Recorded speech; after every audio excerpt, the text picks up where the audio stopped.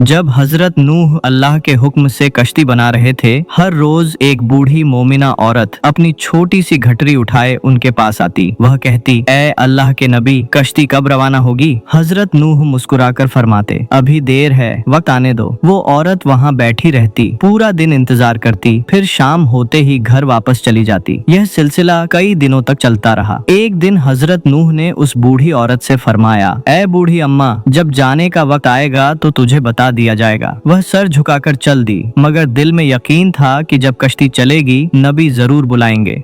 वक्त गुजरता गया, फिर अल्लाह का अजाब आ गया। जमीन पर तूफान बरपा हो गया, पानी हर तरफ फैल गया और हजरत नूह की कश्ती रवाना हो गई। लेकिन हजरत नूह उस औरत को बुलाना भूल गए। जाहिरी तौर पर ऐसा ही हुआ।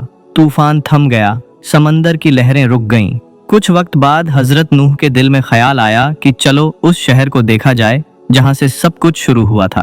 वो कश्ती से उतरे और शहर की तरफ चल दिए। जब शहर पहुंचे तो देखा हर तरफ वीरानी और तबाही है, मगर एक कोने में एक झोपड़ी से रोशनी आ रही थी। एक दिया जल रहा था। हजरत नूह हैरान हुए, इतना बड़ा तूफान आया, सब कुछ डूब गया, लेकिन यह दिया कैसे जल रहा है? उन्होंने जोर से अल्लाहू अकबर कहा। झोपड़ी का पर्दा उठा। वही बूढ़ी औरत घटरी उठाए बाहर आई और मासूमियत से बोली, या नबी अल्लाह, क्या कश्ती अब तैयार है? चलें? हजरत नूह की आंखें हैरत से फैल गईं। उन्होंने पूछा, ए बूढ़ी अम्मा, तुझे कुछ भी पता नहीं चला? औरत ने सादा दिली से जवाब दिया, क्या नहीं पता चला या नबी अल्लाह? हजरत नूह बोले, इतना बड़ा तूफान आया, दुनिया डूब गई, बारिशें बरसीं, लोगों पर अजाब आया और तुझे कुछ खबर नहीं?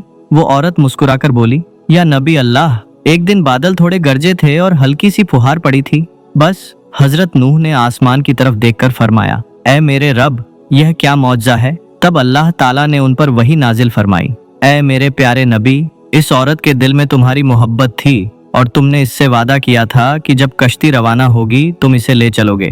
तुम अपना वादा भूल गए, लेकिन मैं रब्बुल आलमीन तुम्हारे वादे का भी जिम्मेदार हूँ। मैंने अपने अजाब को इस तक पहुँचने ही नहीं दिया। इसे एहसास तक नहीं हुआ कि कैसा अजाब आया और कब चला गया। अगर आपको भी अल्लाह और उसके नबियों पर यकीन है तो कमेंट में सुभान अल्लाह जरूर लिखें।